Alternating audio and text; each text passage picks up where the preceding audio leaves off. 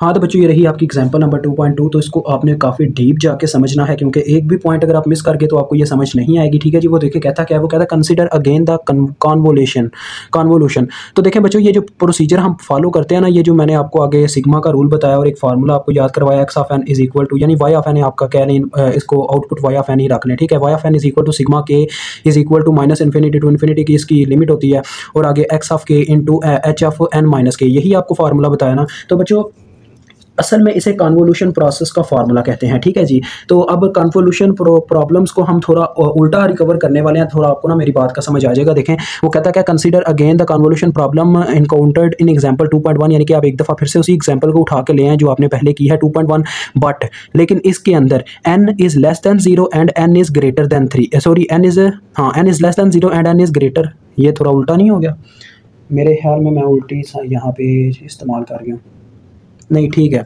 n is less than 0 and n is greater than 3 means n is equal to 0 1 2 3। मतलब कि बच्चों ये कहना चाह रहा है कि जो n की वैल्यूज़ है ना वो 0 1 2 3 हैं, आपने इन वैल्यूज़ के अकॉर्डिंग उसे आउटपुट निकाल के देनी है y ऑफ n। आगे ये दो सिग्नल जो आपके प्रीवियस में ड्रा थे वो मैंने यहाँ पे भी ड्रा कर लिए। देखें वो क्या कहता है, find y of n as x of n is input. ठीक है। तो बच्चों आपको पता है y ऑफ n का जो मेजर फार्मूला था, मतलब कि मेजर फार्मूला जो मैं आपको कह रहा हूँ मेजर फार्मूला, वो था आपके लिए sigma k is equal to minus infinity to से लेके आपका इन्फिनिटी तक था, और एक्स ऑफ के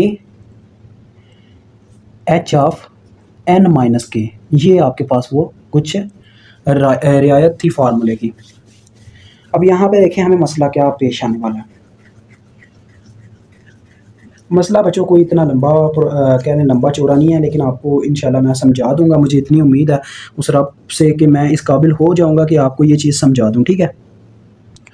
तो देखो बच्चों घबराने वाली कोई बात नहीं है, मैं आपके साथ हूँ। देखें करना क्या है जी, सबसे पहले आपने देखें हम सबसे पहले पता है क्या करेंगे, हम यहाँ पे ले लेते हैं y ऑफ, क्योंकि इसकी जो n की वैल्यू है वो 0 से स्टार्ट हो रही है, तो आपके पास आ जाएगा सबसे पहले y of 0 is equal to क्या आ जाएगा, sigma k is equal to minus infinity से लेके इन्फिनिटी तक x ऑफ k। ठीक है। ये तो एज इट एज है ना। और h ऑफ 0 माइनस के, यानी जहाँ जहाँ n था वहाँ वहाँ हमने ये पुट कर दिया। आगे जो इसका आंसर आएगा वो हम बाद में लिखेंगे। इसी तरह से बच्चों आपको y ऑफ 1 के लिए करना होगा sigma k approaches to minus infinity to infinity x of k, यानी इतना तो बार बार सेम ही रहना है। तो एच ऑफ यहाँ पे हमारे पास आ जाएगा 1 माइनस के, तो इसका भी कुछ ना कुछ आंसर आएगा, वो भी देखते हैं क्या निकलता है। उसके बाद वाई ऑफ 2 हमने कहाँ तक जाना, 0 1 2 और 3 तक जाना। तो ये देखें k is equal to minus infinity to infinity. ठीक है। ये बच्चों इतना याद रखिएगा, ये प्रोसीजर उस वक्त हमें फॉलो करना पड़ता है जब हमें के वगैरह से छेड़छाड़ करने की बजाय वो कह देता होता है कि आपने क्या करना है, एन की वैल्यूज़ के अंडर मुझे आउटपुट निकाल के देनी है। यही उसने कहा था। देखें एन की वैल्यूज़ दे दी हुई थी। अदरवाइज़ आपको पता है काफ़ी सिंपल प्रोसीजर था हमारा। हम एच ऑफ एन और क्या नाम है जो एक्स ऑफ के की इनपुट्स के अकॉर्डिंग, यानी 2 इनपुट्स होती थी तो 2 इनपुट्स के अकॉर्डिंग ही एच ऑफ एन को मतलब कि इस्तेमाल करते थे, यानी कि 0 एक दफ़ा के की वैल्यू पुट करते थे, फिर के की वैल्यू 1 पुट करते थे। उसके लिहाज से हमारा क्वेश्चन हल हो जाता था। ये चीज़ तो आपने समझ ली हुई है एग्जाम्पल 2.1 में। लेकिन इसमें हमें क्या करना पड़ा, इसमें कई प्रोसीजर्स से हमें गुजरना पड़ा। तो ये आ गया एच ऑफ 2 माइनस के। अभी आपको पता चलेगा इसका इम्पैक्ट मुझ पे क्या पड़ेगा, यानी कि हल करने वाले पे। यानी हमारा प्रोसीजर आसान होगा ये वाला, या वो पहले वाला आसान था, k is equal to minus infinity to infinity. अब एक्स ऑफ के बच्चों यहाँ पे कोई रोल प्ले नहीं कर रहा, मेन रोल प्ले कर रहा है वो है हमारा एच ऑफ के। तो लिहाजा एच ऑफ ये आ गया 3 माइनस के। ठीक है बच्चों, इतना आपने काम कर लिया। अब देखिएगा ज़रा होता क्या है। अब बच्चों सबसे पहले ना आप पता क्या करो, सीधी सादी सी बात है, आपको पता है ये सारी नीचे n की वैल्यूज़ हैं। ठीक है। 0 1 2 सो ऑन, ये सारी की सारी ही n की वैल्यूज़ होती हैं। तो लिहाजा देखिएगा बच्चों होगा क्या, इसमें सबसे पहले आपने पता क्या करना है, एच ऑफ एन को आपने बना लेना है एच ऑफ माइनस एन। ठीक है। आपने इसको बना लेना है एच ऑफ माइनस एन, यानी आप इसको यही लेट कर लो कि ये n माइनस के था ना, तो आप इसका ये बच्चों आपका एच ऑफ एन है ना, तो मुझे चाहिए एच ऑफ एन माइनस के इस फार्मूले के लिए। ठीक है। तो लिहाजा वो मैं कैसे करूँगा, क्योंकि देखें ना मुझे के की वैल्यूज़ तो नहीं पता, बार बार एन की वैल्यूज़ पुट हो रही हैं। अब ये कैसे ड्रा करते हैं, मतलब कि इस एच ऑफ एन माइनस के मैं कैसे ड्रा करूँगा, ये ज़रा यहाँ पे सीख लीजिएगा। वो सबसे पहले कंडीशन दे चुका होता है, यानी कि ये काम आपने नहीं करना। देखिए इसने बोला हुआ था एन इज़ लेस दैन 0। अब 0 की जो वैल्यू है वो माइनस में भी है, मीन्स के जो n है वो हमारे पास फॉर एग्जांपल कह लें माइनस n ही हुआ। ठीक है। आप इस तरह से इसको लेट कर लें, क्योंकि उसने बोला था कि n की वैल्यू जो है वो 0 से लेस देन, उसने ये पॉइंट दिया था बीच में। अदरवाइज आप वैसे एक चीज़ याद रख लें कि जब भी आपने ये एक और मेरे पास मतलब इसका स्केड्यूल है, आप इसको चीज़ को याद रख लें कि जब भी आपने ऐसा क्वेश्चन सॉल्व करना ना जिसमें एक लिमिट्स दे के आपको एन की कुछ वैल्यूज़ दे दी जाए, यानी कि आपको उल्टा प्रोसीजर फॉलो करना पड़े, तो आपने क्या करना है, एच ऑफ एन का आपने टाइम रिवर्सल ले लेना है, यानी आपने h of minus n draw करना है। तो एच ऑफ माइनस एन बच्चों कैसे ड्रा करेंगे, हम क्या करेंगे, माइनस एन को एन नॉट के इक्वल रख के देखते हैं। तो उसका क्या मतलब है, n is equal to minus n naught, क्योंकि ये जो नीचे वैल्यूज मेंशन होती है ना 0 1 2, ये सारी एन नॉट की वैल्यूज होती हैं, फंडामेंटल वैल्यूज।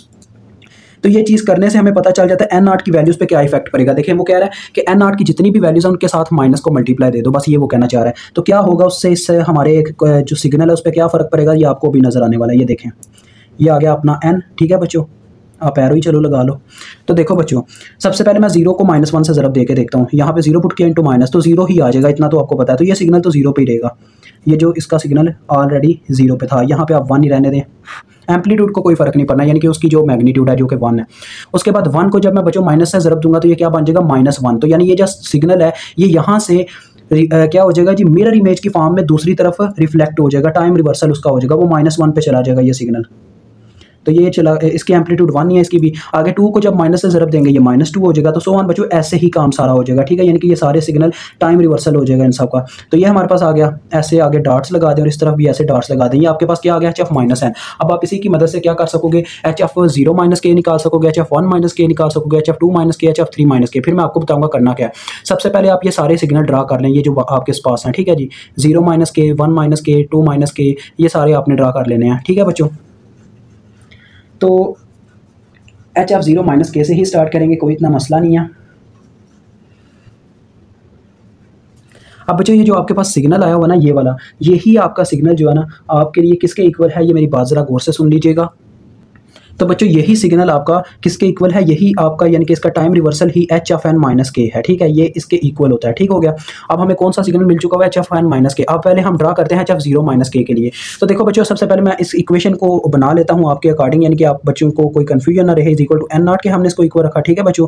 तो क्या हुआ जी, माइनस के इधर ही रह गया, इज इक्वल टू आ गया एन नॉट, ठीक है, और एन नॉट में से जाके माइनस एन हो गया। तो क्या हुआ, उसके बाद के इज इक्वल टू हमारे पास आ गया n naught minus n naught plus n. और माइनस एन नॉट आप ऑलरेडी कर चुके हुए हैं, यानी कि इनको माइनस एन नॉट कर चुके हैं, बस इसमें प्लस एन करते जाओगे तो आपको उसी के लिहाज से मतलब कि एक वो चीज़ मिलती जाएगी जो जो आपको चाहिए। बस आपने ये इस इक्वेशन को फॉलो करना है। देखें, सबसे पहले मैं सिग्नल ड्रा करने लगूँ एच ऑफ 0 माइनस के लिए, यानी कि अब एन की क्या वैल्यू है, 0। यहाँ पे 0 पुट करें तो बच्चों इस सिग्नल को कोई फ़र्क पड़ेगा, कोई फ़र्क नहीं पड़ेगा, यह सिग्नल अपनी जगह पर कायम दायम रहेगा, क्योंकि इसका मतलब ये है कि हम क्या कर रहे हैं, माइनस एन नॉट की वैल्यूज़, यानी अब माइनस एन नॉट की वैल्यूज़ हैं, इनमें हम 0 ऐड कर रहे हैं। तो 0 ऐड करने से कुछ नहीं होना, इन्होंने अपनी जगह पे एज इट एज रहना है। तो ये आ गया एच ऑफ 0 माइनस के का सिग्नल, यानी कि 0 का सिग्नल 0 के ऊपर ही रहा, उसके बाद -1 का सिग्नल भी -1 के ऊपर ही रहा, ठीक है बच्चों। इसी तरह से -2 का सिग्नल भी -2 के ऊपर रहा, ये 1 आ गए इनके एम्पलीट्यूड। अब देखो बच्चों, इतना करने के बाद देखें ये आ गया। अब हमें चाहिए एच ऑफ 1 माइनस के का। देखें, एच ऑफ 1 माइनस के का सिग्नल मैं ड्रा करने लगूँ। ये सारे सिग्नल ड्रा करने के बाद ना ये जो इनके साथ हैं, फिर हम बात करेंगे इनके रिजल्टेंट क्या आएंगे, ठीक है बच्चों। तो देखो, जब माइनस एन नॉट तो आपके सामने ही है, अब एन की क्या वैल्यू हो गई है 1, क्योंकि एन माइनस के था, मेन जो इसका स्केड्यूल था ना इक्वेशन का, वो था एच ऑफ एन माइनस के। एन की क्या वैल्यू हो गई है 1। तो एन यहाँ पे अगर मैं 1 पुट करूँ तो इसका क्या मतलब है, माइनस एन नॉट, यानी कि इन सारी वैल्यूज में +1 करना है, क्योंकि ये माइनस एन नॉट की वैल्यूज हैं। अब ये हमने आगे देख चुके हैं, तो लिहाजा इन सब में अब 1 में जमा करता जाऊँगा। तो देखो बच्चों क्या होगा, ये -2 था, सॉरी, तो उससे ये फ़र्क पड़ेगा, ज़रा गौर से देखिएगा। एन ये सिग्नल क्या होंगे, एक एक सब में जमा होता जाएगा। तो देखें, पहले -2 में जब हमने एक जमा किया तो ये शिफ्ट हो गया कहाँ पे बच्चों, -2 अब हाली हो गया। -2 में जब एक जमा किया तो ये सिग्नल शिफ्ट हो गया -1 पे, ठीक है। उसके बाद जब मैंने एक जमा किया -1 में, -1 + 1 किया तो ये 0 पे सिग्नल शिफ्ट हो गया, ठीक है। और जब मैंने 0 के अंदर एक जमा किया तो ये वाला सिग्नल कहाँ पे शिफ्ट हो गया, 1 पे। और उसके बाद आपको पता 1 के ऊपर तो सिग्नल है ही नहीं, तो उसको करने का फायदा को नहीं। तो ये आ गया आपका एच ऑफ 1 माइनस के। अब मैं निकालता हूँ बच्चों एच ऑफ 2 माइनस के, क्योंकि ये भी हमें चाहिए इसके अंदर 2 माइनस के। तो बच्चों देखो 2 माइनस के केस में क्या हुआ जी, एन की वैल्यू अब 2 हो गई है, यानी कि अब हमने क्या करना है, 2 माइनस करना है सब में से, ठीक है। सॉरी, 2 माइनस नहीं करना, 2 जमा करना है, 2 जमा करना, माजरत। अब वो सिग्नल कौन सा बच्चों, सिग्नल वही है, यानी कि आप देखो माइनस एन नॉट में हमने +2 करते जाना है, ये हमारा माइनस एन नॉट है। तो देखिए इसमें जब मैं +2 करूँगा तो क्या होगा, -2 में जब मैंने +2 किया तो ये डायरेक्ट 0 पे सिग्नल शिफ्ट हो गया, ये वाला। तो ये आ गया 0 पे, ये 0, ये आ गया इसका सिग्नल, ठीक है बच्चों। उसके बाद जब मैंने -1 में 2 जमा किया, -1 में 2 जमा करेंगे तो 1 आ जाएगा, ये सिग्नल 1 पे शिफ्ट हो गया। ठीक है बच्चों, ये आ गया 1 पे। उसके बाद जब मैंने इस 0 में 2 जमा किया तो 0 वाला सिग्नल कहाँ पे शिफ्ट हो गया, 2 पे। तो ये हमारे पास क्या आ गया, HF2 - k। अब मैं आपके सामने HF3 - k यहाँ पे क्या करने लगूँ, ड्रा करने लगूँ। बस ये ड्रा करने के बाद क्या नहीं, थोड़ा सा काम है आपका और फिर आपका आंसर आ जाना। आउटपुट आपकी रेडी हो गई है इन चीज़ों के पास। अब ये बच्चों क्या है जी, HF3 - k। अब हमने क्या करना है, जो n - k वाला सिग्नल है सारा, यानी कि n0 में हमने -n0 में क्या जमा करते जाना, 3 जमा करते जाना है। तो इन सब में मैं क्या करता जाऊँगा, 3 जमा करता जाऊँगा। ये जो नीचे वैल्यूज है देखें, -2 में बच्चों जब मैं 3 जमा करूँगा तो ये क्या बन जाएगा, ये 1 बन जाएगा, +1। तो ये इसका सिग्नल +1 पे शिफ्ट हो जाएगा। ये देखें मैं +1 पे इसका सिग्नल ड्रा करने लगूँ, ये आ गया। ठीक है, ये इसकी एम्पलीट्यूड 1। उसके बाद देखो जब -1 में मैं +3 जमा करूंगा तो ये कहाँ पे शिफ्ट हो जाएगा, 2 पे। -1 + 3 आप कैलकुलेटर पे करके चेक कर सकते हो, ये 2 बनता है।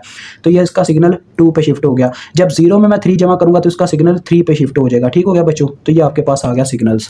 ठीक है, आपने वो सारे हासिल कर लिए जो आपके फार्मूलाज के लिए क्या थे, नेसेसरी थे। अब आपने मुझे अब आपको मैं बताऊंगा आप कैसे इनकी मतलब के आंसर्स लिखोगे। देखो बच्चों, y(0) का क्या स्केड्यूल है, उसने बोला हुआ है कि x(k) को ज़रब दे दो HF0 - k के साथ। ये आपका x(k) वाला सिग्नल है, ये आपके ऊपर, और HF0 - k ये आपके सामने है, ये वाला सिग्नल। तो देखो मल्टीप्लाई आपस में हो रहा है ना, -2 पे वहाँ पे कोई वैल्यू एग्जिस्ट करती है या नहीं करती। यहाँ पे चाहे कोई भी एम्पलीट्यूड हो, वहाँ पे 0 है, उसकी एम्पलीट्यूड 0 × 1, ये तो 0 आ गई। देखो 0, फिर आगे प्लस। देखो -1 पे कोई एम्पलीट्यूड वहाँ पे एग्जिस्ट करती है, -1 पे भी एम्पलीट्यूड 0 है और इसकी 1 है, तो 0 × 1 ये भी 0 आ गया। उसके बाद बात आती है किसकी, 0 की। देखो 0 के ऊपर उसकी एम्पलीट्यूड 0.5 है और इसकी एम्पलीट्यूड 1 है, तो 0.5 × 1, तो ये एम्पलीट्यूड आगे बच्चों 0.5। आगे +0 लिखने की मुझे जरूरत नहीं है, आप समझ गए होगे, वो भी 0 आ जानी है। उसकी वजह क्या है, क्योंकि इसका आगे सिग्नल एग्जिस्ट ही नहीं करता, मल्टीप्लाई करूंगा तो वो 0 हो जाएगा। ये आंसर आपका आ गया किसका जी, y(0) का, y(0) आउटपुट का। अब y(1) का निकालते हैं। देखें y(1) के केस में हमने इसी सिग्नल को मल्टीप्लाई देनी है HF1 - k के साथ। ये वजह थी कि मुझे ये सिग्नल रेडी करने पड़े। तो देखो बच्चों, -1 पे उस पर कोई भी मतलब चीज़ एग्जिस्ट नहीं करती, तो -1 के साथ जब ज़रब दूंगा 0 आ जाएगा, तो मुझे लिखने की जरूरत नहीं, क्योंकि वहाँ पे उसकी एम्पलीट्यूड -1 पे क्या है, 0 है। अब आ जाओ 0 पे इसकी एम्पलीट्यूड 1 है और उसकी एम्पलीट्यूड है 0.5 है। ये x(k) की एम्पलीट्यूड 0.5 है और HF1 - k की एम्पलीट्यूड क्या है, 1। तो 1 × 0.5 क्या आ गया बच्चों, 0.5। उसके बाद प्लस। अब देखो इसके 1 के ऊपर एम्पलीट्यूड है 2 x(k) के, क्योंकि x(k) ज़रब हो रहा है HF1 - k के साथ। तो देखो उसकी 2 हो गई एम्पलीट्यूड, और इसकी कितनी है, HF1 - k की अपने 1 के ऊपर, ये HF1 - k है ना, ये वाला ही है ना। तो देखो इसकी बच्चों अपने 1 के ऊपर 1 है, तो 2 × 1 कितना होता है बच्चों, 2। तो ये आ गई आपके पास है 2.5। ठीक हो गया जी। अब नेक्स्ट आ जाओ किसके ऊपर, y(2) के ऊपर। तो देखो इसमें क्या हो रहा है बच्चों, x(k) ज़रब हो रहा है HF2 - k के साथ। तो यहाँ पे देखो क्या है, ये आपका HF2 - k है। तो इसके 0 के ऊपर इसकी एम्पलीट्यूड है 1 और वहाँ पे उसके 0 के ऊपर इसकी एम्पलीट्यूड क्या है, 0.5। तो 1 × 0.5 कितना होता है बच्चों, 0.5। तो ये 0.5 ही आ गया प्लस। अब आगे देखो जरा, उसके 1 के ऊपर क्या है, एम्पलीट्यूड 2, और इसके 1 के ऊपर क्या एम्पलीट्यूड पाई जा रही है, इसके 1 के ऊपर एम्पलीट्यूड पाई जा रही है 1। तो 2 × 1 इसकी एम्पलीट्यूड क्या आ गई, 2।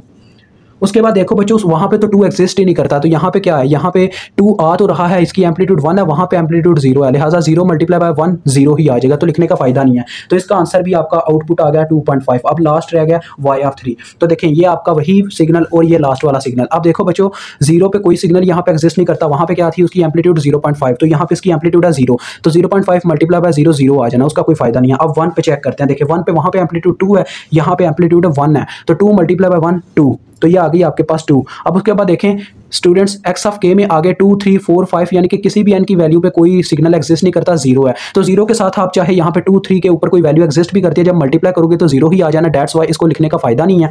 तो डायरेक्ट इसका जो आंसर आ रहा है वो 2 है। तो ये आपका क्वेश्चन सॉल्व हो चुका है और मुझे उम्मीद है अब आपको इस क्वेश्चन की ईजिली समझ आ चुकी होगी।